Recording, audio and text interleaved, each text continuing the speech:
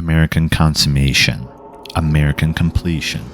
Here, we'll get into topics of the occult, mystery school teachings, UFOs, ancient history, mythology, psychology, and many other metaphysical topics that will surely get your mind going.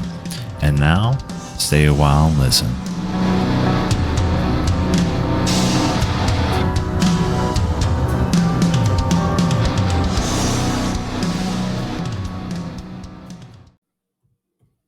Okay. Well, welcome to the American Consummation podcast. This is episode 1 here. I am welcomed by James Noble as well. He is a co-host with someone named Northern Andrew of the Northern Wolves podcast here, and also on Twitter at James Noble III.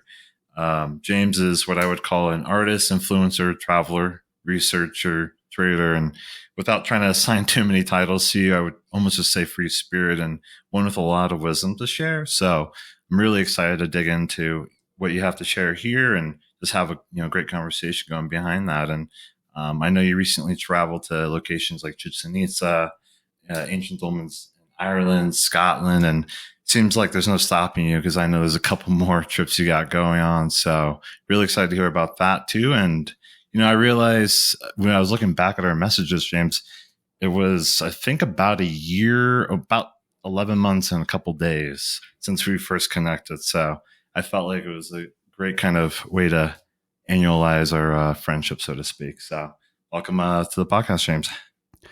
Yeah, thanks for the introduction and thanks for bringing me on. I think it was around a year that we started talking, last end of February or early March.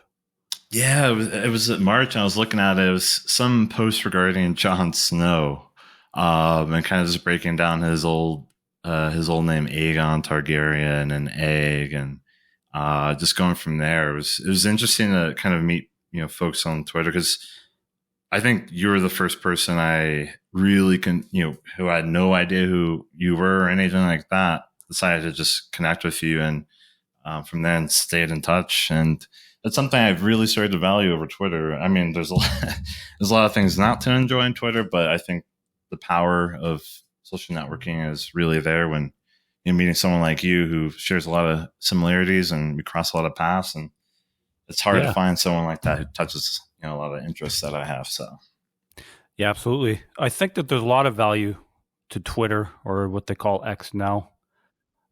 I kind of have a love-hate relationship with it. Sometimes you can tend to abuse the technology, but technology is neutral. For me, I just have to kind of put a limit on myself and not scroll as much, kind of just use it. Obviously, I'm still scrolling, but kind of just use it as just to share ideas and connect with other people. And keep track of the accounts that you want to keep track of. There's some really amazing people sharing amazing thoughts and art and things like that out there. Yeah. And I mean, I know you shared a couple of yours personally with me. I think also on your public Twitter as well, of like just the things that you've created, some of the music pieces and videos, I guess clips, so to speak. So, and it's awesome to see that, because it really allows artists to get an audience that necessarily wasn't always present, or, especially someone who's in a remote area and isn't in New York City or a big city to necessarily go and try to make it big or put your flyer on the coffee bulletin board or anything like that. So mm-hmm. I do appreciate Twitter for that and modern technology in that way. Yeah. Just before we go forward, I'm noticing that the sound, I don't know if it's my headphones, but you're kind of just drifting in and out of volume a little bit. Oh, okay. Yeah. Sorry about that. Let me bring it a little closer. Is this better? That's better. Okay. Yeah. Just before recording the whole thing, and then. Yeah. No, I appreciate that. I was just saying before the episode started, with the Yeti mics, they're really good, but I realized you have to be within like 2 to 3 inches from the mic. So so I got to not turn my head as much as I have been. What's funny with these mics is Andrew uses a Yeti mic. In the first few episodes, he had it, I think the wrong way. So on the first few episodes, his voice is a little bit, it sounds echoey. So I was experimenting with this mic because I just got this one today as well. Oh yeah. Okay. Well, perfect. And I was recording, and I thought, what the heck is wrong with this thing? I just paid $100 for this. This is a piece of crap. And then, you just flip. And then I flipped it around. I'm like, oh, yes. Yeah, I didn't realize there's like a omnidirectional and then the unidirectional, and they have like one sigil that kind of represents that. And it's without knowing what that means, it's so confusing because on the back there's a little button I hit. Yeah. And yeah. So sometimes I'm not very good at reading instructions. I just plug in and sometimes sparks can fly. Yeah, well, honestly, that's the best way to learn, in my opinion. Yeah, but that's the beauty about. That's the world that we live in now. For $110, everybody more or less has a computer. You can buy a Chromebook for $200 or $300. You can make a podcast. You can get your voice out there. You can do whatever. You can go out and kind of say whatever the hell you want in this day and age. And there's drawbacks to that. There's a lot of loud people saying a lot of loud and stupid things. But there are voices. But that's free speech. And I think that everybody should have the right to free speech and to be able to say whatever they want. And it's up to people if they want to listen or not. But I think that is one of the benefits of the age that we're living in right now. Yeah, I couldn't agree any more with that because, obviously, like you're saying, there's a lot of idiots with microphones, but if someone's discerning enough, they can really, separate the wheat from the chaff, so to speak, in terms of who's providing value and who isn't. And I know I often used to look at someone's follower numbers and kind of just assume that means they're trustworthy and they're good sources of information. But as time has gone on, that's really proved to be the complete opposite. And that's kind of forced me to, kind of going back a little bit, just saying, hey, there's people who may not have 1,000, 10,000, 30,000, 50,000, a million followers, maybe a couple hundred, and they're saying some really deep shit. And yeah, absolutely.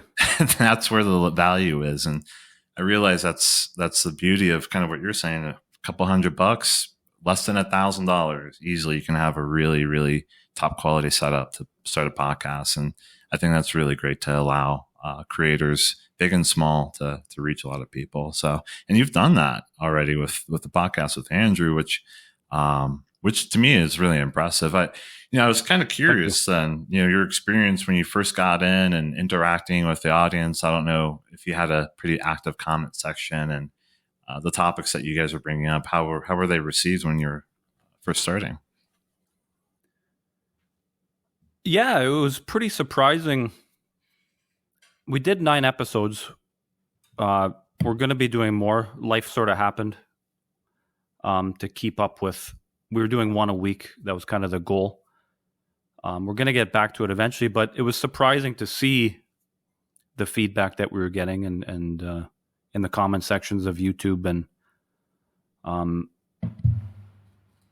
it felt really, I can't really describe the feeling, actually. It felt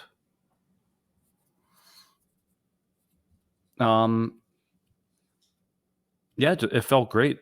Yeah. That's kind of what I'm looking for. So, having you on here, I'm hoping to borrow into that and to really get into maybe some more of the meat and gravy of what we wanted to talk about this morning. Mm-hmm. I read a few chapters of The White Goddess, so I hadn't started it, but I'm pretty familiar with Robert Graves. So The White Goddess, for those that are listening in short, I would say is a historical grammar of poetic myth. And I'm just stealing that from the cover because I don't think I could say that any better. Mm-hmm. And, I'm only about 60 pages in, but getting a pretty good idea of what the book is about. But I know you probably dove into it a lot more, and I would love to hear, what your impressions of the book. I think a lot of people should pick this one up, but it's 70 plus years old now, so it's not on the front store shelves anymore. Yeah. Before we go on to that, just one more thing about starting the podcast, because I know that you're starting as well. When me and Andrew first started it, I was kind of having, I would call them kind of subconscious warnings, like kind of nightmares about it, not in the sense of nervousness, but just the sense of you don't want to go out there and build a following and put out content just for the clicks. Like me and Andrew wanted to keep it, the content, we wanted to speak as true as possible. And that was kind of a big thing that we wanted to do. And I was we kind of delayed the launch of it just because we wanted to make sure that we were putting out kind of top quality. And same with tweeting and things like that as well. No, I agree. I agree with you totally. I mean, I see that on maybe more short form sites. Like, I don't use TikTok, but I see the TikToks reposted on Twitter. I see it, shorter form clips on YouTube, and people just try to jam in a lot of information. And in my opinion, that's no way of learning anything. No, and it's very fast paced, and that kind of breaks way into the White Goddess. Mm-hmm. Is that this guy is so well researched. I'm only about 120 pages in. Okay. And it just, history of poetic myth, but he just really breaks down all this cross-reference between the mythologies and how mythology and these mystery schools, the myth were actually the mystery schools in itself. They were kind of this way to transform psychic and biological energy, alchemy essentially, transform, and you have to use the imagination to kind of transform these energies that lie dormant within yourself. And within this book, he kind of gets into all these different systems of transformation and how they all kind of link together, all these different mystery schools. It's kind of in the name myth, mystery, and myth is kind of very similar. And I started coming to this conclusion probably back in September. Prior to that, I had my speculations, but I was into the myth, but not like I am now, how it's actually a way to organize the psyche, a way to organize the imagination into alchemy, essentially. And alchemy is just transforming dormant, latent energies into higher states, essentially. Yeah, and I guess when someone's listening to this who may not, let's say like before September, who might have treated myth, because most of the schooling I had was, myths are just to keep people entertained. It might talk about loose events. They're just primitive people doing, Yeah, it's all kind of made up, and the characters are just an artist's imagination. There's no real definitive source to it. Mm-hmm. And so a lot of people still see it that way because, in the book, Robert makes a great point, right? That often, I think even with Socrates, treated the myths as kind of just pastimes. It's nothing to be taken so seriously. And the reasoning of mankind should happen between men and not in nature. And it was very interesting that I read that in the very beginning. And it was something coming from someone who might have been a little skeptical of the myths in the past. I think always growing up, I always was fascinated with the myths, but I was always told they were just what they were, myths, fantasies, and that was about it. And so I think rediscovering what they really mean, the origins, and all the eschatology, etymology behind it, it's a whole nother world to me. And it's something that takes, as clearly I'm reading here, years to kind of really, truly understand. Mm-hmm. Yeah. And they are living worlds as well. This is the main thing that I've discovered. My conclusions, just the experiences, like they are living worlds. The gods are real, and they're not just. I think that psychology is great, but to just call them, archetypes and things like this, and that they have no. Well, Jung would have said that there was a collective unconscious, so he was identifying this collective nature of the myth that if one person can dream something, another person can dream it at the same time or experience it in another way. Like it's a substrata. It's almost like a pre-formation of the objective world that we see. And it really is a different landscape. It is alive. And the myth and the mystery schools were ways to kind of get in touch with this reality. It was a separate reality. I think Carlos Castaneda had a book called that too, A Separate Reality, Shamanism, Mm, okay. right? Yeah, I haven't gone to Castaneda, but I know a lot of people have brought him up, and he touches on a lot, which I think for the initiate, so to speak, it is a lot to kind of bring, kind of integrate into your life, because he talks about concepts that I think most people don't come across on a day to day. Mm-hmm. And so when you say living worlds and the gods are real, to someone who may not be totally familiar, you're likening that to a realm on overlaid onto this one, so to speak, an astral. Yeah, you could call it the astral. The Aborigines called it the Dreamtime. And funny Hmm. with the Aborigines, that's why I got really involved with the Aborigines, because they haven't changed in 60,000 years. Apparently, like they keep the same traditions for 60,000 years. And so it's this kind of view back into the archaic past and these archaic traditions of shamanism and living mythologies within the land. They didn't just see a hill, they saw the formative energies that would have caused the hill to be there in the first place. Uh, so with the ancestral dreaming, back in, I think it was August and September, I was getting into these altered states, and it led me to Ireland and Scotland. And I was visiting sites like Knowth, uh, a lot of the dolmen sites. I went to Orkney Island, different places in Europe, kind of viewed the rock art. And the word that I came up for it, I said, it's like ancestral dreaming. Like Earth is, I think I tweeted, Earth is a base camp for ancestral dreaming, not knowing that that's what the Aborigines actually called their sort of worldview. And I was in a bookstore in Edinburgh, and a book jumped out. It was kind of a rare book, too. It's hard to find. So the fact that they had it was kind of strange to begin with. It said, Rock Art and the Dreaming. And I saw that on the shelf, and I just jumped out. I said, that's it.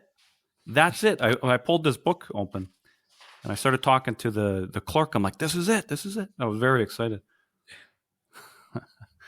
Wow. And And yeah. oh, I'm sorry to cut you Oh, off. no, go ahead. Yeah, well, I think I've seen you post just excerpts from that book, right, a couple times now. Yeah, quite a few times. Each time I read that, it is really enlightening, almost, just to learn how much. Because the author, from my understanding, he kind of ingratiate himself with the Aboriginals, or was it just a study from a distance, so to speak? The author of I'm not good with names. Oh yeah, that's fine. I'll find it after. But the author of the main book that I read on the Aborigines, he actually went there. Yeah. Okay. Yeah. Wow. And he lived like with them and interviewed them. Is that kind of the process, I assume? Yeah. Wow.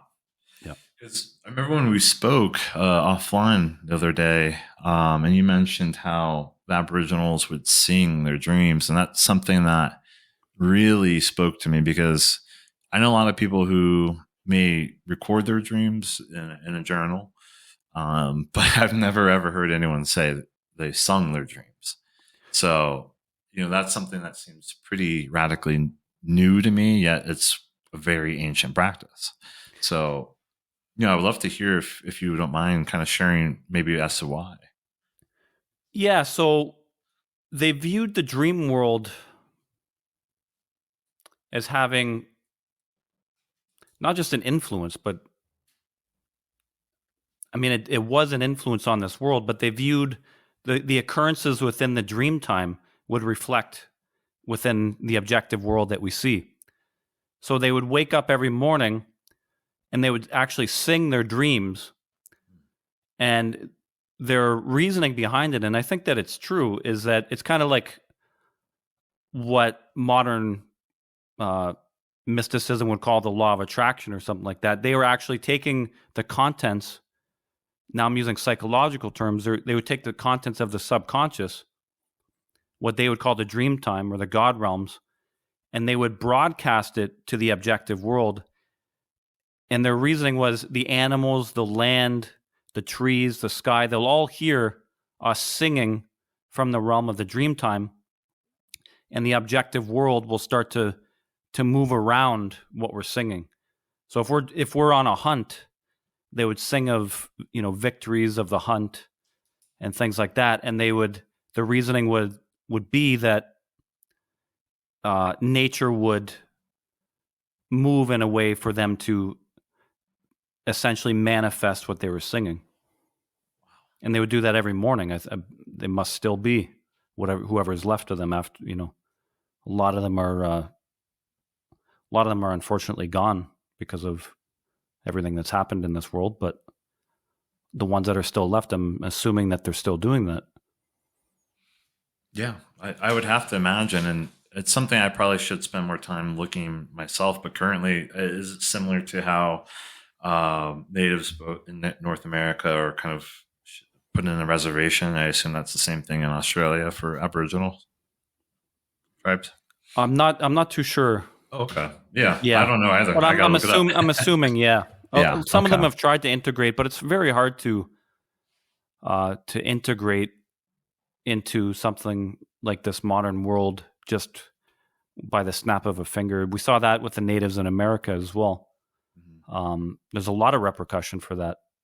The natives were both in North America. The natives have been really downtrodden, trying to integrate into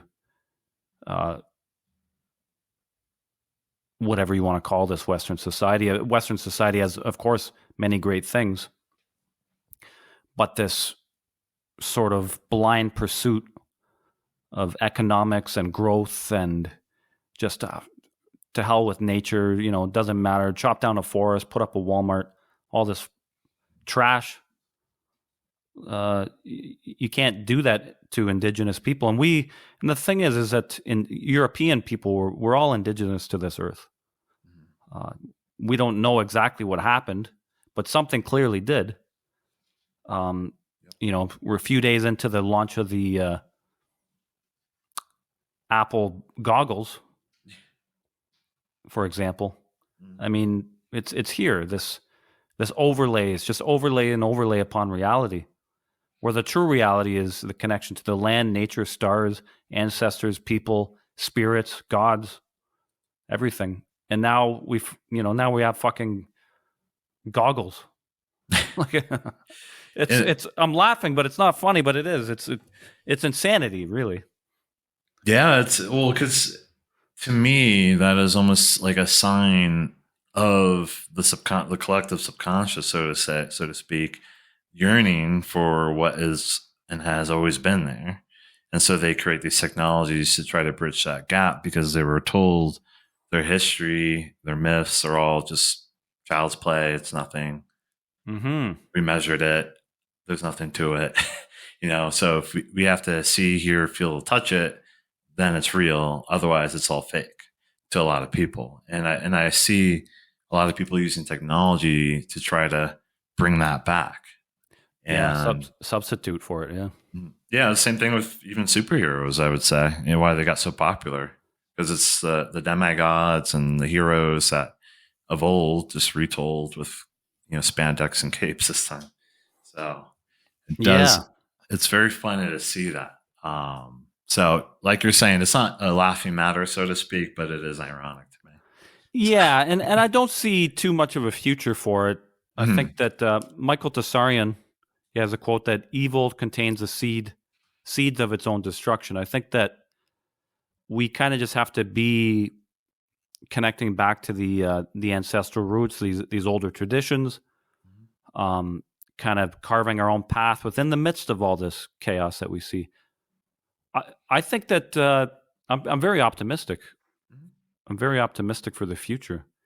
Me too. Yeah, but I'm curious. So, what gets you so optimistic? Because I know of the average person sitting on most social media would be concerned with probably 10 things that are going on right now. So, I would love to hear, and maybe for the audience too, what really gets you optimistic about the future. It's the fact that so much that's been buried is just coming to light, and I'm not talking about, of course, the old world order, this political class are all being exposed, but that's by design. I'm talking more about these within myself, just connecting more to just deeper layers of truth, deeper layers of magical traditions, deeper layers of the gods themselves, just deeper, just going. You kind of put your faith into that, put your faith into being guided and kind of being walked through life with these higher forces. So I'm very, very optimistic, and it's so, things have become such a fever pitch of insanity. It's almost become a parody of itself now. Very true. Yeah. Right? No, it's to what you're saying about really being guided.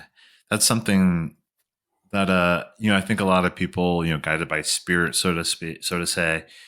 I know a lot of people may see that as superstitious or whatever they want to call it. Yet, if they just pause for a moment and look around and to see, well, everything in a way could be a message to you, and it's how you interpret it and what you do about that, and moving it ideally in that right direction. But often, if you're not in tune with that, I've been finding personally it's really hard to listen to that kind of inner knowing, that gut feeling, if you're so inundated with the trivialities of what you're saying of what's going on the world stage. It's so beyond ridiculous, in my opinion, that it's almost hard to believe that's even real anymore. Yeah. It's completely, not completely tuned out, but it's obviously there. If it wasn't for Twitter, I probably wouldn't have too much connection to it at all. But I use a lot of mute words on that site as well, so it kind of insulates me.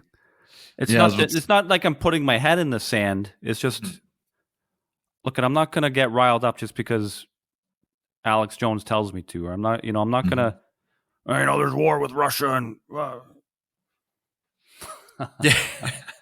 Well, it's the thing of how many times are the quote unquote conspiracy theorists, which I'll lump myself into that, are ringing the town bell of the next crisis around the corner, and everything kind of always seems to play out a little slower than everyone is always expecting it to be. Kind of a frog in a hot pot being cooked, so to speak. So it's like it is funny to kind of see Alex Jones and others, kind of bang on the desk and call to action, and then people get all freaked out, and it's a lot of fear base. To really simplify it, it is, yeah. And I think with anybody who's peddling fear all the time, of course, we can talk about dark subjects and it could be scary, but the idea isn't to peddle fear; it's to give people the knowledge to then be able to feel confident about the future. So it's a thin line sometimes, but I do see sometimes, even myself, it's easy to kind of tap into that. It's a very low frequency of emotion. So yeah, I think that I actually enjoy fear when it's used properly, because I think that fear is kind of this adrenaline shot, and you either collapse because of it or you rise above it. And I think that you can use Thor and Jormungandr as an example of that. It's kind of that frequency of fear, and then to rise above it, you need to actually kind of get in touch with that Thor energy, that heart energy, the electric energy. So I think that fear, we should actually be spiking it, but we should be ritualizing fear. And I think that the ancients were doing that. They did all sorts of rituals, especially male initiation. It was all about fear, but in a proper setting, in a container. And then the object of the ritual was to overcome the fear. And in doing so, you actually had to grow. when it's just baseless fear with no end in sight. And it leads nowhere. And I think that overall, people are tuned out from it now. Just people are yawning. Just okay, yeah, war this, war that. There is a lot of horrible shit going on in the world. I'm not trying to discredit that.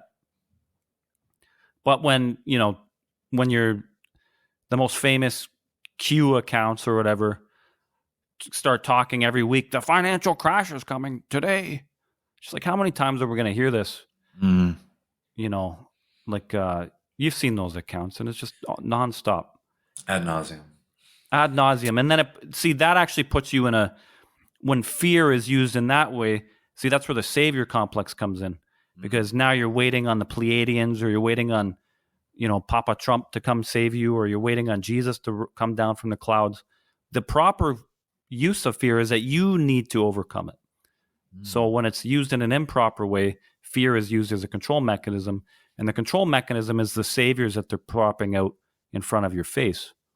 The proper way is that you actually get in touch with the inner savior and then rise above the fear that you've induced yourself. Wow. Or, I mean, sometimes fear just happens naturally, organically as well. But ritualized fear, I think, is very good. And this is where psychedelic usage and stuff would come in. The ancients you cannot separate the ancient past without mentioning psychedelic use. It's just impossible, in my opinion. No, you can get into those states without it, but a lot of the rituals, they were making some mixtures, that's for sure. Absolutely. I know ambrosia, for one. So, but to go back a little bit in terms of just the healthy use of fear, I really love the way you were saying that.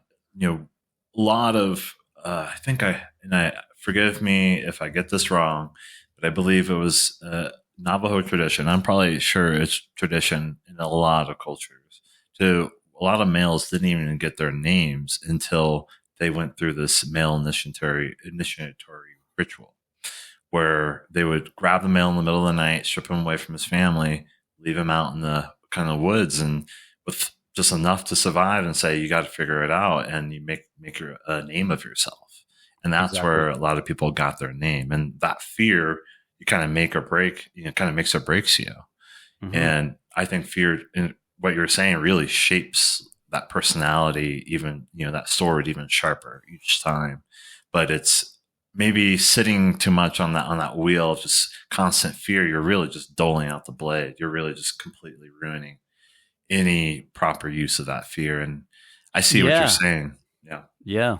I think that's where the origin of the savior complexes came in. Just kind of diving within myself, is that somebody that failed the initiations, kind of just probably laying there dying, to be honest, because some of these initiations would kill you if you didn't succeed.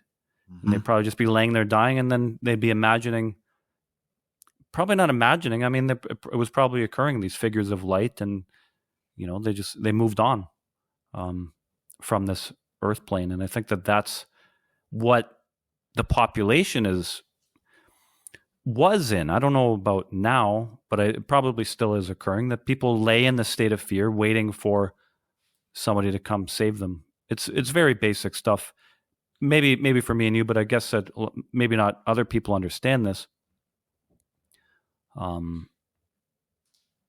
The savior programming. Yeah, I mean, it's extremely heavy, and in a sense, we were kind of programmed, like you're saying, programmed from the very start, and especially in Western cultures where, obviously Jesus is very prominent. And I was at a restaurant just the other day, and I just heard these guys go. I started to hear way more Jesus talk out in public, which is one thing I started to notice, and on Twitter. But it does seem like a lot of people are prying for a savior right now, and so many things are quote unquote going wrong. And so obviously they can't solve these world issues that are being told is their problem, and sometimes being told they're the cause of that problem. So it's double fold. So it's okay, well, I can't solve climate change on my own, and I can't solve all these other things. So I guess I got to put in a vote, or I got to look for somebody on the world stage who says they're going to solve these issues. Surprise, surprise. Most of the time they never do. But it is very interesting how very from the very start we're very programmed for that. We're waiting for the messianic figure, so to speak, whatever it comes. Whether it's Jesus or Krishna or Muhammad, whoever it might be. Hmm.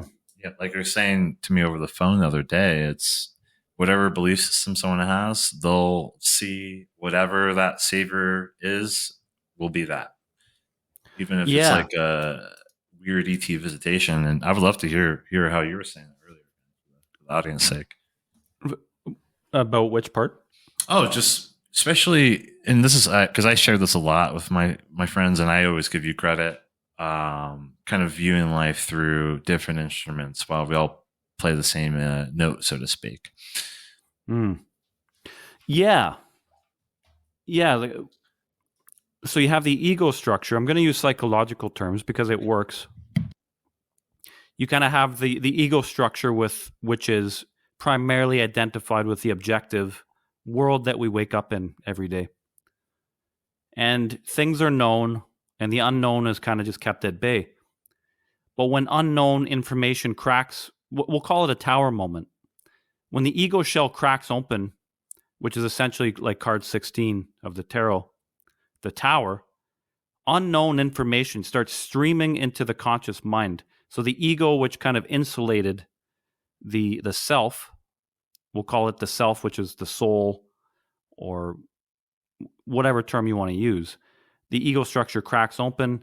Unknown, we'll call it unknown information, starts entering in past the shell of the ego into the self. Now, whatever sort of schematics that the person's operating system is in their mind, that's how they're going to interpret the data of the unknown. So for a Hindu, they're going to experience Krishna. For a Christian, it's going to be Jesus, Muhammad. It's going to be all filtered through the individual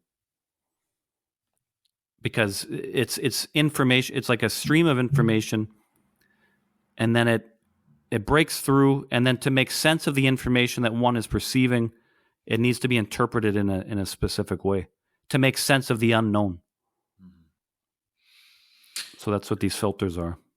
Yeah, because obviously, I bet if the same kind of, let's say, I know on Twitter, on YouTube at least, I see a lot of people try to, let's say, what's the word, channel ETs, and they get pretty fantastical with like the Galactic Federation. I know I kind of fell into that for maybe a weekend a couple of years ago because I was just like, what the hell is all this? And there seems to be a lot of information, and there's a whole community behind it. And after that weekend, I knew it was kind of just fantasy at that point, but it was very interesting how in depth this goes. And, now people are seeing aliens, so to speak, and same thing that people would call angels, 150 years earlier. Yeah. So it is kind of the big question of, why the sudden change in the belief system? Why aliens? That's kind of something I don't know if we want to get too deep in, but I know that's something that I see all like everywhere. Kind of everyone's okay now. It's okay to believe in aliens, so to speak. But if you believe in God or angels, it's almost kind of you're superstitious or you're kind of nuts for that. Yeah.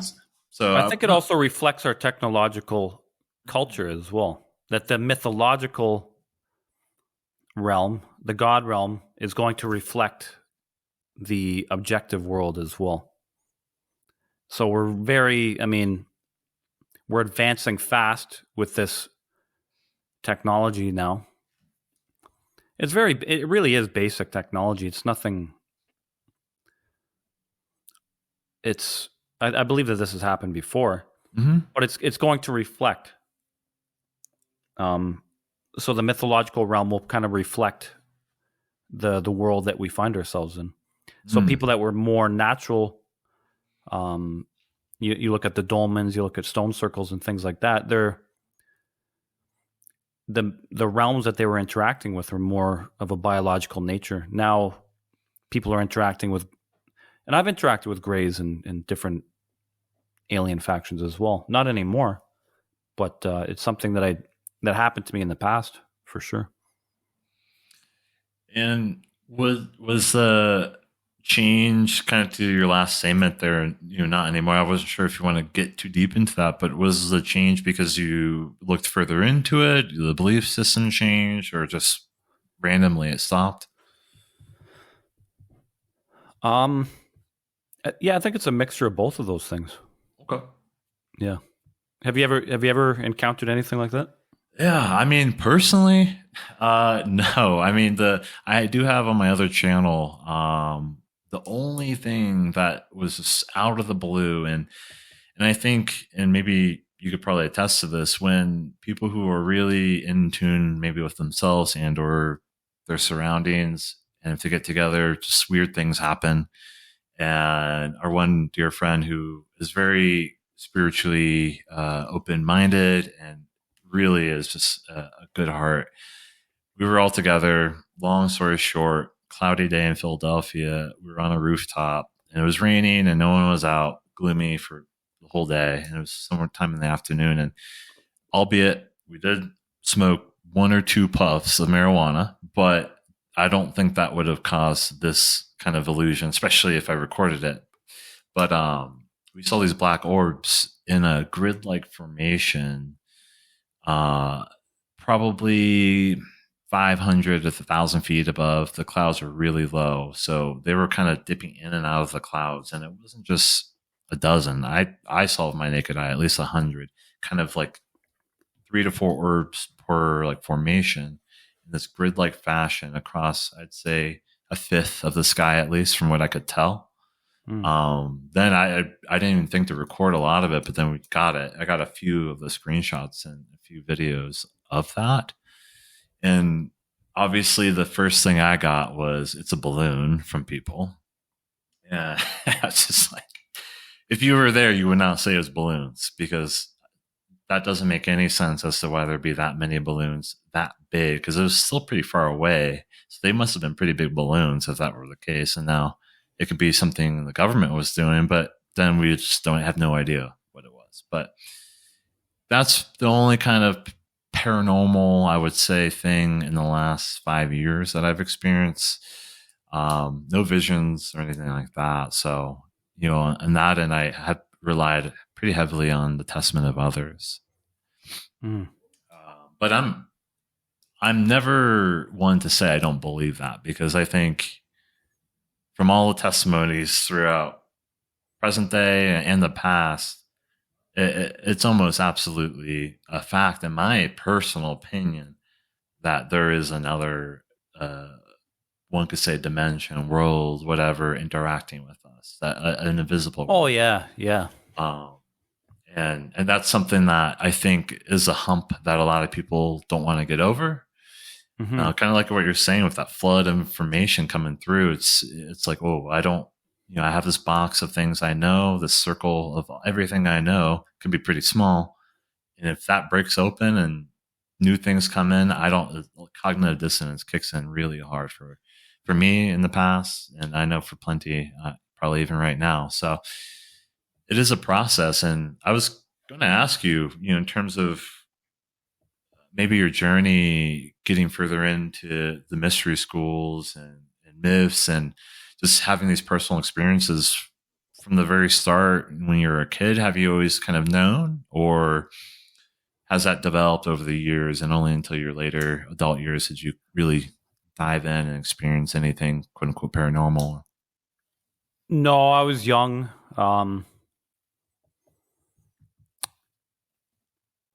As soon as I found out about like the myth of Bloody Mary, say her name, and things like that, like I was always looking for ghosts. I didn't really have much fear about it. Um, Haunted houses, haunted tunnels, things like that. I was, probably, yeah. I mean, I was a foolish kid dabbling with this stuff, but yeah, I was always kind of interested. And then I believe I was 13. I was with my dad, my brothers. We were in Quebec, and we saw a Sasquatch, Oh. a Bigfoot. Like we kind of took a back roads. It was an old mining road, and we were driving slow, and this creature to the right of us. I don't want to call him a creature because he is, but it was very peaceful. Mm-hmm. It's not be like, oh, that creature. No, it was A being. a being. Yeah, a being. Yeah. He was just there, and my dad stopped the car, and we all just looked. There was no fear. It was almost like a altered state of consciousness. Wow. And then he walked away. We were silent in the SUV, and my dad started driving, and we're just like, well, that was a Bigfoot. And it was just kind of accepted, and it wasn't even a shock or anything like that. It wasn't wow. It was just okay. That's what that was. And then started seeing UFOs and things like that, other phenomenon, and then I started getting abducted by aliens. Mid-20s, kind of lasted for a little while. Wow. Yeah. How was that experience? I mean, that's a massive thing that happened to somebody. Right? Yeah. Yeah, I think so. Yeah. I don't think of it too much anymore. Yeah. It's hard to, at the time, I was working with a teacher, and we were working a lot on, so I was doing astral traveling probably around 16, 17. I was still in high school. Wow. I was very focused on able to do that. And I finally was able to, and that was a pretty big thrill. And I started experimenting more with that. I met a teacher. We worked on that, kind of shared Dreamtime stuff. And then he kind of introduced me to the concept of aliens. And slowly that sort of crept through. And then I remember the night that it happened, it was kind of a deep acceptance that there was aliens, there was interdimensional beings. And that's what I'm saying is like they're there, Mm-hmm. but the gods, like the ancestral gods and the gods of the myth, are more real and more powerful than any sort of egregoric alien or something like that. Like that, because it's all a lot of these beings are fear-based, especially the Greys. They come at times of trauma, especially times of trauma. And so if your nervous system is healthy and you're connected to yourself and you're healthy, you're probably not going to start getting visitations from Greys. And at the time, I wasn't that way. I was in my mid-20s. It was chaotic. Yeah. And visitations started to occur. And I don't want to get too deep in this, but I was curious, would it be I know a lot of times time dilations and some partial memory loss, was that a common trait you experienced as well? No, I never had anything like that, I don't think. Okay. Wow. Yeah. So, because I've heard not all sorts. I've heard a few accounts recently of abductions, and it's always seemed to be very orderly in some way. I wasn't sure if it was more sharing information with you, or was it more like you're saying fear based? Was it to instill more fear into whatever was going on in your life at the time? Well, there was both. The first time that it happened, I came to a deep acceptance and acknowledgement that they were there. And the first abduction was what I would call positive beings, Nordic or Pleiadian, whatever you want to call it. But then after that, it's almost like that sort of triggered the opposite. That's when the Greys and reptilians and everything started to occur. And then deeper into that, like archontic sort of, true demons essentially is what I was going through. But I think that a lot of that is kind of within yourself, within the blood itself. It's kind of, you have to, these curses, there's been a lot of black magic going on this planet. I mean, just, it's pretty obvious. And I think that a lot of these forces are spun up through black magic, because I think that the imagination can create entities as well. So I think that dark imaginations started to create these beings, or tapped into something that is like that. That's my personal thoughts on it now. I may be wildly off the mark, but that's how I make sense of it. Yeah, So, no, that's. Oh, sorry. oh no, and so like, yeah, it felt deeply connected to what people call bloodline curses or something. And that would be something that would have happened, obviously, prior in a previous life or to another family member. Yeah, Okay. yeah, like ancestors, blood lineages, messing around essentially with. Yeah. Well, that's something I was thinking about, and I doubt this was the intention of your teacher, or maybe it was, with them bringing up aliens and the concept of grays, and really giving almost you the tools to create that in your imagination. And I don't know if necessarily that was their intent, but when I read some material on reptilians and kind of the reptilian language and Draconis and all that, it does get the mind to kind of go in rather dark areas, and it Oh does yeah, it feels like you're almost tapping into that egregor. Is that the right way to say it? Egregor. yes, Um, I think so. yeah, I of just think I do. collective belief where enough dark forces are behind something, like it is practically real. Um, I think a lot of companies are the same exact things. Once they're big enough, they create a life to its own. Is a way I like to always liken it. Yeah, Eric. so my thoughts are kind of, they're real, but they're also not. Like, we have the power to overcome that and not get so caught up on it, and that's why I just, it happened so long ago now. I don't really focus on it. Yeah. I'm, Yeah. yeah, more interested in things that occurred prior to that, I guess. Yeah, absolutely. Yeah, and not to stick on that too long, but now I appreciate you sharing that, because not often do I talk with somebody who has shared a lot about any kind of abduction, and I didn't get a fantastical story, so I'm more inclined to believe you because of that. So, but that's kind of where I was talking about a little bit before this call with you on, I think, Friday, about perception and reality, and often those two are constantly weaving in out of each other, and talking, the placebo and nocebo effect, and the really, I think, quantum is a way to, for maybe the modern mind to wrap their head around it, of just quantum entanglement and observer based universe that we're in, which means a collective belief will, like we're saying right now, will literally create something out of nothing, so to Mm-hmm. speak.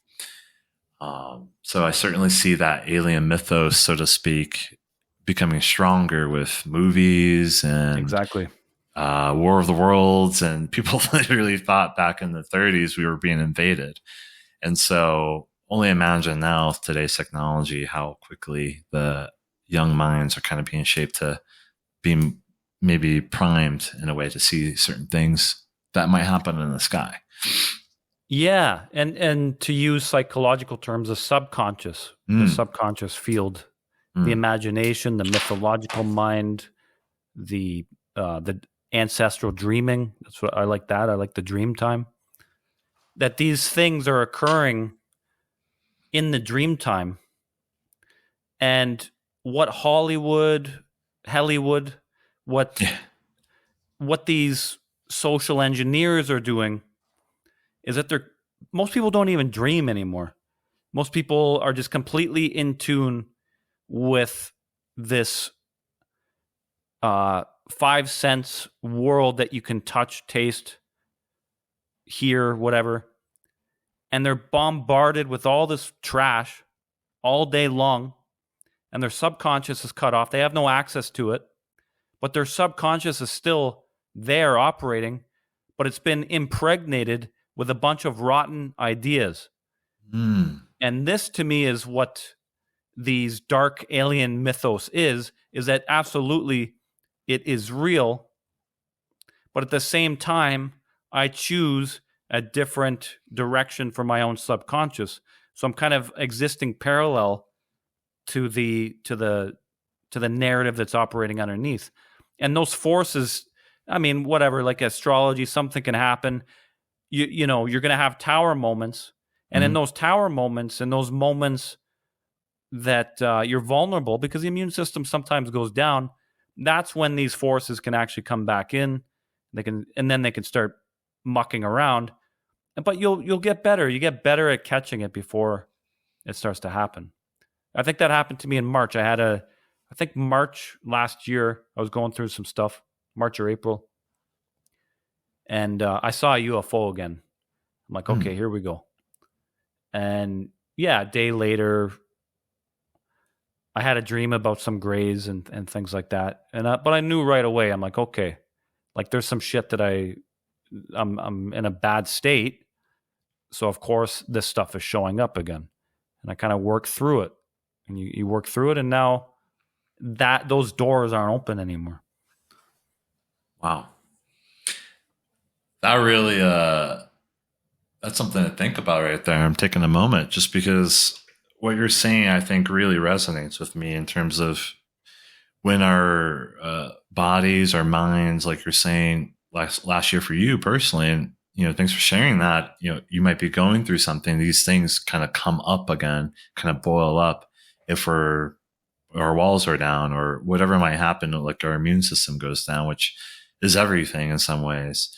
And I absolutely know what you're talking about because that I wouldn't say that necessarily is the same for me in terms of I'm starting to necessarily see something materialize, but I will definitely see the effects of that. The world of cause, which is the Dreamtime, I guess, is Mm-hmm. where I can still trace it, but I not necessarily am seeing like the signs or maybe before anything really happens. I'm still maybe dealing with the world of effects too much, and I think a lot of people look at the world of effects and not realize there's a cause that isn't necessarily based in materiality, and Yeah, that's where we kind of have to like go back, play investigator of like, okay, well, why is my life like this? Well, most of the time we put ourselves in these kinds of situations, of course, as random acts of violence and being unlucky, so to speak.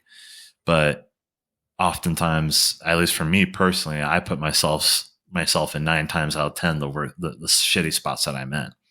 And I'm like, okay, well, there's something yeah. going on that isn't necessarily in the material world that I need to address. So it's a really good way that you're putting that. I'm kind of connecting dots as you said that. So Mm-hmm. And they kind of offer, if you're unconscious to it, like, okay, so picture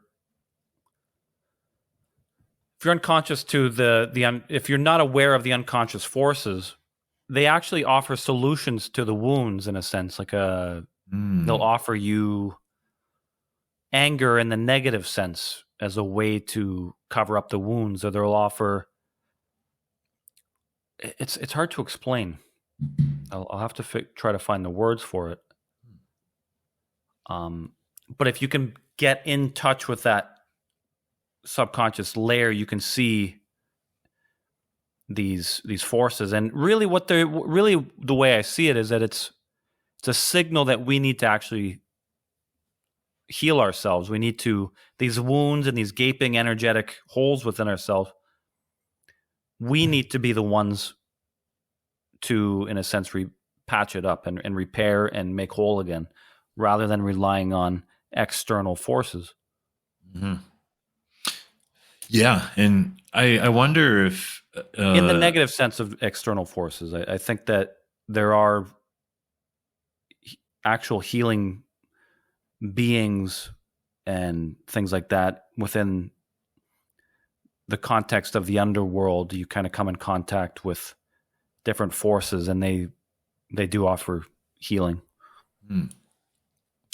Would you say addiction would be a possibility, like a cause of this, or an effect? I really should say. Oh yeah, yeah.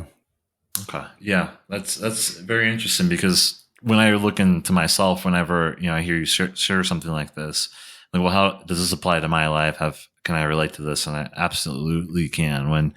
So I don't know. Let's see. I'm trying to think of a recent example, but having exactly what you're saying, uh, the unconscious, say, negative aspects of myself that I may not keep in check or I may not be aware of, they absolutely do offer these, intrusive thoughts, as a lot of people will call them. You can go smoke more or go have another drink or something like that. Let one off or do whatever, people, whatever vice. And not Mm-hmm. saying that's bad at all, but often when it's used to cope with like a feeling we don't want to feel, that's often when like those quote unquote vices get really turned into something to really that works against us in the long term. Yeah. So certainly I've been there. That makes a lot of sense. Oh, I've been there too. Yeah, and when the external manifestation of these, we'll just call them mythical parasites. That's what it kind of is. It's like a mythical. Yeah. We keep reframing it in kind of new mythologies, but they're mythological parasites. The external appearance of that would be like an alcoholic or somebody, because they cannot cope with the pain. They can't cope with a certain issue. So every time that the pain sort of starts to arise, they just, okay, I got to go for a drink now. I got to go smoke crack or whatever people do. Very much. It's a shame. Now a lot of the addictions are technology. Like I can't sit with myself. Time to put on whatever, Mm-hmm. Absolutely. It's a few buddies that I'll have talked to, and I'll just see them kind of drifting on their phone and doing that infinite scroll, and that's where I don't really care. I never say anything in person, but it's a trend I see everywhere. People walking on the street, and like we were kind of taking it back to the VR headset real quick with Apple. I'm sure you've seen those videos of people, which, in my personal opinion, it feels like marketing. But walking around New York City with the headphones on, to me, looking like an asshole. But yeah. like, it's just like they need constant stimulation, because I think it was like 2 or 3 years ago, there was this thing going around where people couldn't be alone with their thoughts, and they're asking, well, do you have an internal dialogue? I don't know if you caught on to that trend, but it seemed like everyone was asking me about it and talking about it for maybe a month or two. And I was kind of curious as to why that was, but kind of to rein it in a little bit. Before, I know we're a little bit past an hour mark, and I want to still touch on one thing you did bring up to me real quick. Yeah, I could keep going if you want to. Yeah, we could keep going for. Yeah, absolutely. Yeah, I got at least another 15 minutes before I do have something I do need to do at 5 my time, but okay. We can certainly get into ley lines. So that's kind of a pivot from what we had been talking about, but I know you had mentioned that on our conversation on Friday, and my understanding of ley lines is pretty rudimentary. So, absolutely feel free to, especially for the audience, to please, explain anything you know about it. But I'd love to get into that and understand the importance behind ley lines and necessarily why, cities are built alongside of them, and important sites like, I'd imagine the dolmens would be on ley lines, right? For example. Yeah. Okay. Let me pull something up first. Yeah. If you want to share it, I can also do that. Okay. I'm trying to switch gears in my brain right now. Yeah, sorry. I know. No, it's all right. Gear change, but it's something I figured not a lot of people touch on. Yeah. Well, the Aborigines called it the song lines, but everybody, Hmm. they called it the song lines, and they said originally the Earth. I believe that we lost so much of our potential that originally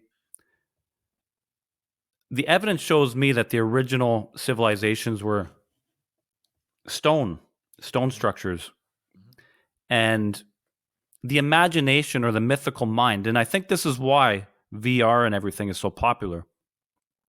It's because it really is imitating um, this cross reference where the gods and the humans were probably in very close connection, that you'd probably be able to see them, and you can see them. People can see spirits. I can see spirits every once in a while. And this is without the aid of drugs or anything like that. The drugs do amplify it. I'm not like magic mushrooms or a little bit of cannabis.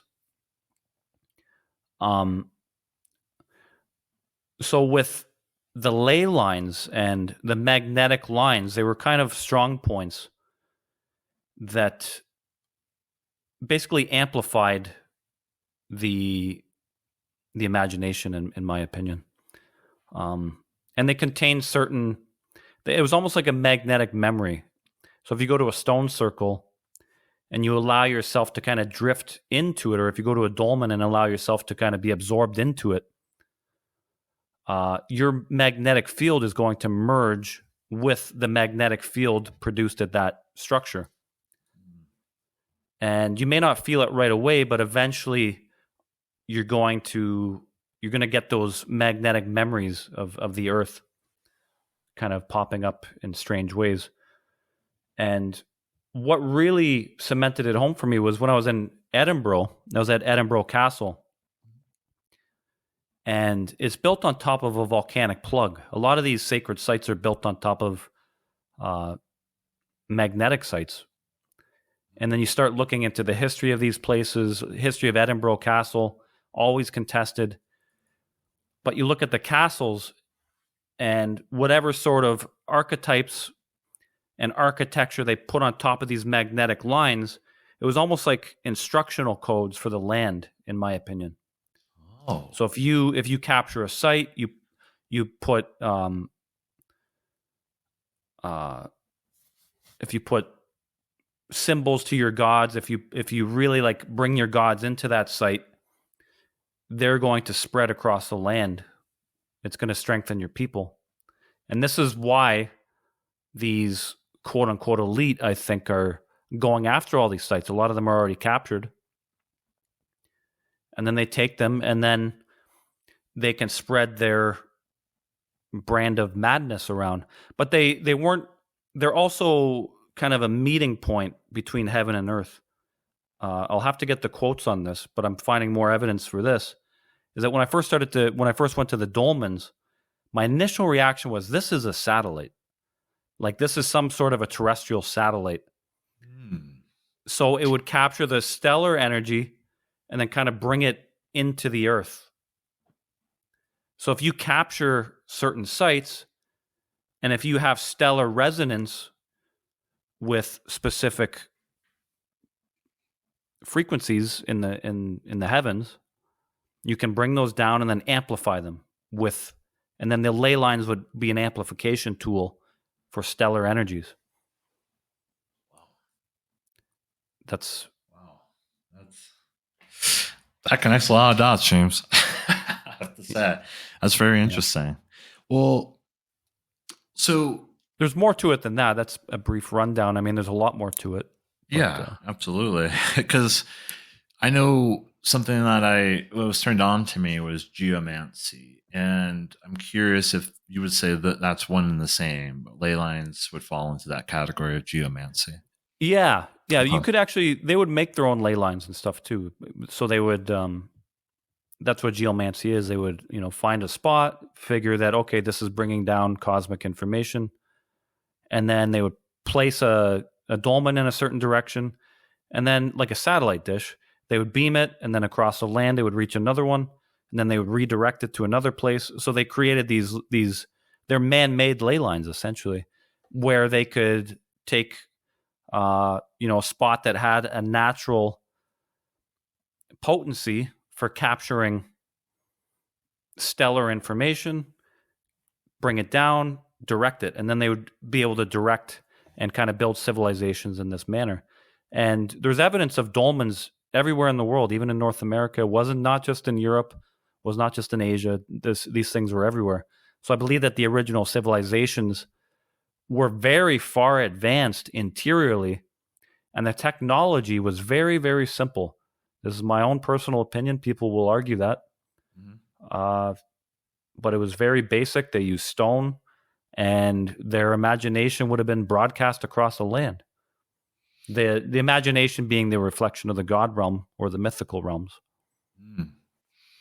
Yeah, that tends to make me think, and I know I've seen some researchers claim there was never any golden age. It was kind of a carrot on a stick, and that kind of is Possibly, why yeah. I posted this photo, I forget, Consummation of Empires, basically just by Thomas Cole, because it's kind of what I think of, not necessarily the God realm overlaying itself onto uh, our reality, so to speak, but in a sense of just this excellence of culture and this balance between what we consider tech today and what you're saying with that inner uh, system, would you say? Or maybe I didn't necessarily quote you right on that, the inner knowing of each person. Maybe Yeah. I'm so. Yeah, it would have been, not an overlay, but just more of a more natural um, interaction between the Gotcha. hemispheres of the unconscious, the Gotcha. left and right hemispheres, kind of this balanced state of objective world and subjective worlds. Wow. And would you say the reason why we have so many obelisks and monoliths around, well, the world at this point, but even the U.S. or North America, would be because of this practice? Oh, yeah, I believe so, yeah. Yeah, because I know, like, I don't know if you've been to DC or ever want to, but there's a lot of geomancy and all over the city there. So, Yeah, no, I've never been.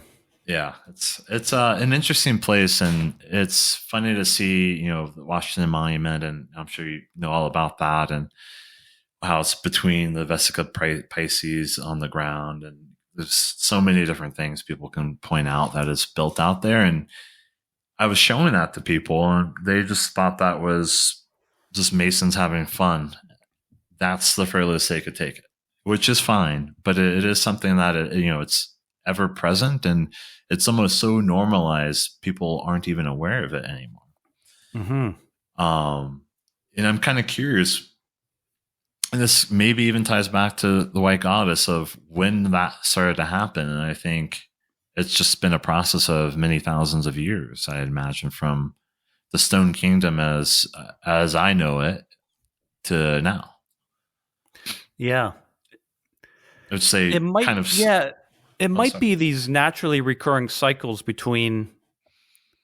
This is a theory or just an idea that I've been coming across, well, discovering on my own, of like ultra objective swings, ultra objective reality, and then it swings the other way, like ultra subjective or Hmm. like ultra God realm, and then ultra, like it's almost like a shrinking down as we go. If you want to call it the Kali Yuga, it might just be naturally recurring cycles like this, and we're kind of swinging this way of ultra materialism. Hmm. And I now you certainly don't even, you don't need your imagination. Just put the goggles on, do the work for you. you know. Yeah. Augmented reality, it's here. Like imagine, remember Pokemon Go, A good test, I think. a good test. And now I don't know if people are going to go for it because everybody's really, it looks wacky. Like, I, imagine walking Certainly. down the street with that. I mean, you're a target for one if you're Well, walking you're a around New target, York yeah. City, in my opinion. But like, um, I thought about this because we had the Google glasses. Do you remember those? It was like super nerdy and had like a I do, little yeah. HUD on. Like no one thought that that was great. Um, and then we had like the first iPhone as well. And while it had a lot of fanfare, and I think it got really popular, like it was still pretty expensive. And, not $3,000 expensive, but now literally the whole world has an iPhone or an Android. Yeah. So I imagine, I don't know if the timeline will be as long, but I can see that progression of, well, we have the early adopters naturally. And then if they create enough value store for this, which in my opinion, it just seems like the natural way to continue in this ultimate direction that these oligarchs are trying to get everyone to go to with like Neuralink as well. So we have all these different wearable techs that, I had a Apple Watch. I had a thing called a Whoop band that measured my heart rate, and I realized I don't need that. It's probably fucking me up. Yeah, Um, I had an Apple Watch too. I stopped wearing it though. yeah, same. And I just felt like some system that's like beaming a laser through my wrist every I don't know how many minutes or seconds isn't probably good. No, it is. Like if you study it, it's beaming ultraviolet or whatever radiation into your bloodstream every 3 seconds or something like that. And Really, so, because I yeah, would have I I would have like a mark on my hand every time I use it, and this is before I even like came across anything like worrisome about it. I just was like, what the fuck is going on with my watch? It's just fucking up my wrist. mm-hmm. Um, yeah, and I think that's a big thing because there's a book I read in the late 1800s that talked about electricity and its effects on people, Yeah. and I know that's probably going to put me in the category of like kind of nuts a little bit because everyone's like, well, we're fine now, but I think we adapt very easily, and that's where a lot of people, whenever they upgrade the frequency or the radio, illnesses come through, people get sick, the weak kind of die off, and then we Mm-hmm. adapt and we get used to being bombarded all the time with all these signals. But at the very start, people were getting sick, very similar to VR, like motion sickness, getting illness. It's attacking your immune system, at all times, essentially, because it's what someone would say electricity's kind of dead energy being uh, Yeah. revived, like Frankenstein almost. And I think that's what the story's about. But Yeah. And electricity, do you follow Cymatic Jewel? I do. Mm-hmm. Great Yeah, stuff. yeah, she's done amazing research on this. And Oh, okay. I, I knew. yeah, I pulled up a quote that I found.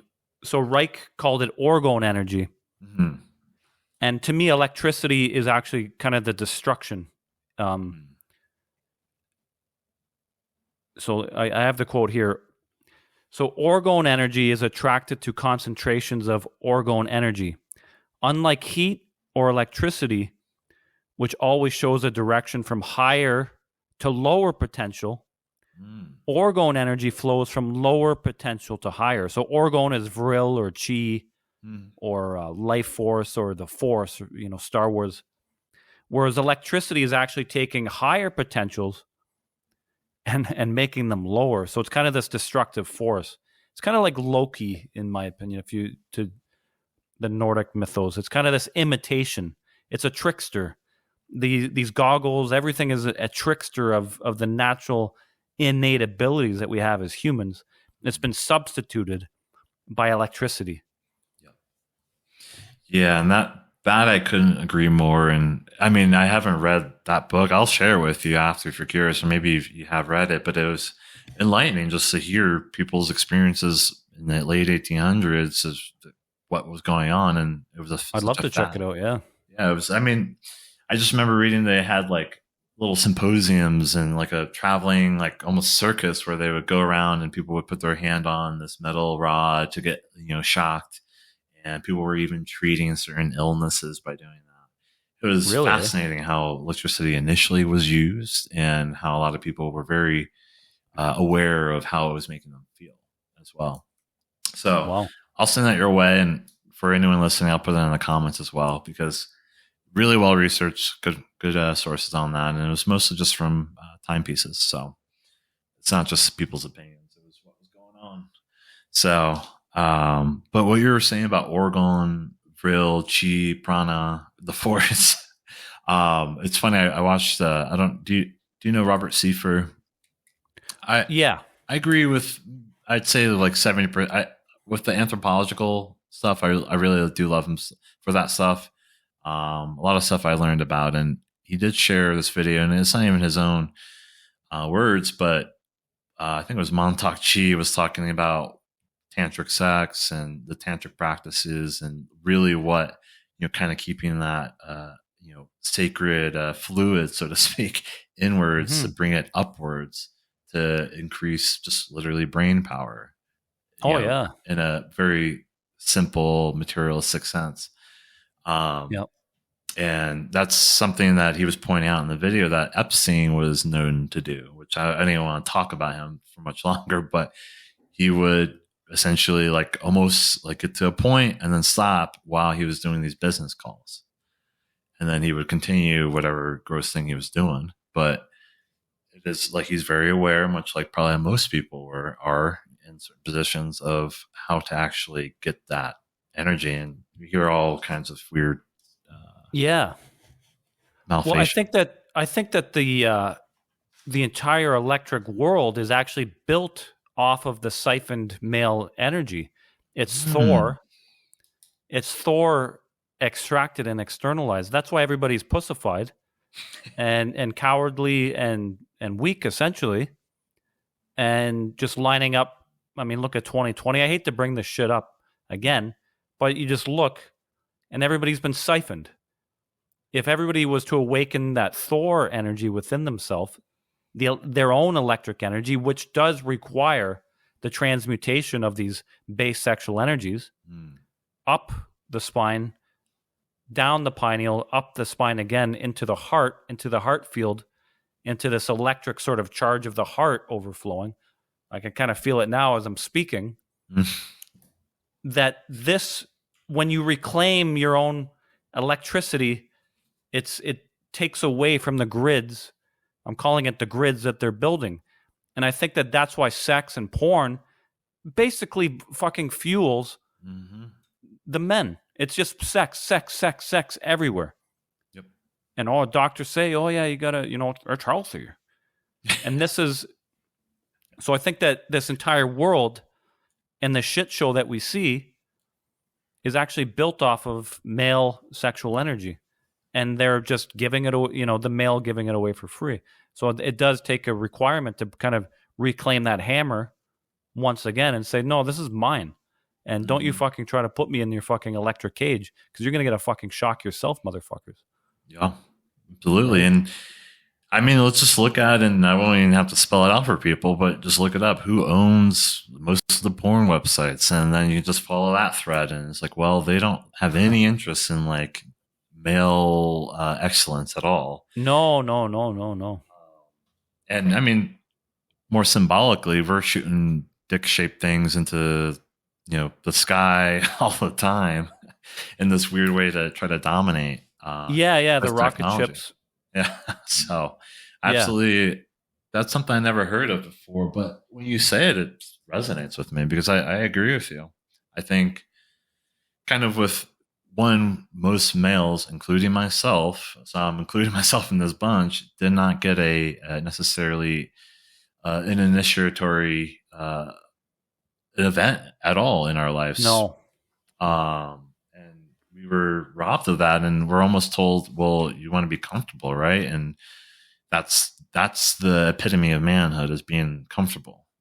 Yeah, Um, no, it's not actually. And that's the epitome is to look for fear and face it. It's not about comfort at all. yeah, yeah. I mean, it's so simple for me. Like this is 2021, and I was still kind of touching some of these subjects, but I I did skydiving with my girlfriend just for like a birthday present, and Oh, that's awesome. whatever I did doing that, it was my first time. I shed so much fear. I don't know what, like just something in me like kicked me back on my seat, because at that point with 2020 and 2021, it was, obviously what was going on. That's where I picked up a drinking habit. I wasn't a drunkard per se, but I was drinking a lot of fucking whiskey, Hmm. and because I was tuned in to all the fear programming. And ultimately, Yeah. my life really didn't change at all. And when I look back at it, besides what I did to myself, and what a lot of people did to themselves, and we're told it's virtuous, and it's something where I was like, you know what, I just need to do a sky dive, and doing that really changed everything. I really don't know what about it, but it's that fear of like, holy shit, anything, I could die instantly, or I couldn't. Hmm. And it just made me realize what mattered in life. And it's just this instantaneous like download. It's hard to put in words, but it was more of a feeling anyways, of just a renew love for life in a healthy way. That's amazing. Yeah. Yeah. So, and that's why I think, not everyone needs to go jump out of a plane, but like what you're saying, a little fear every day to push themselves. And some guys do Yeah. that with like marathons. My dad's a marathon runner. He's like 65 still in triathlon. So physically that does a lot, but I know, if you're still you're not experiencing it, it's pretty fearful to be doing 150 miles on a bike and swimming 6 miles, and, a Hmm. 20-mile run. So that is pretty scary too to do in some ways. So I think everyone needs a little bit of that, and we'd be on a much better track. Yeah. Yeah. And we'll have to do a part two because Yeah, we didn't get absolutely. into the underworld or anything like that. And that's the underworld is the male initiation essentially because Mm, you're going to come across all sorts of you're going to come across everything. You're going to come across everything in the underworld, and you kind of have to pass through those gates. yeah. And Oh, but on a on a practical level, just to get that blood flowing, like get some music going, whatever kind of amps up your blood, move the body, kind of challenge yourself, everything like that. absolutely. Yeah, it's a process. For anyone listening out there, I may be coming off like on a pedestal, which I've been called before, but it certainly is a process. It's a lifelong journey for everybody, and Hmm. certainly is just challenge yourself every day, just a little bit, and I think that'll change your world, not the world, but your world. And that's the whole It could point. change could change the world in True. time. I think that Yeah, we're true. kind of in an entropy cycle, Mm, and we just have to let it. We're not going to change every mind. We kind of just have to secure ourselves and secure the people that we care for, and kind of build parallel to everything that's going on. absolutely. That's Well, we're my at view that on it. hour and a half mark, and I do need to leave in just a second here. But James, I really love this conversation. Thank you for opening up this series with me. I'm going to be doing this probably on a bi-weekly or tri-weekly where I have someone on board, so we can do this part two right then or whenever you're back, because I know you're traveling soon. Yeah. But this is something great, and for anyone listening, I'm going to include that book and a few other links. And if you have anything you want me to share in the description, James, I'm going to. I'll probably post this on. We record this on Monday, but I'm probably going to post this on Wednesday or maybe even Thursday for Thursday.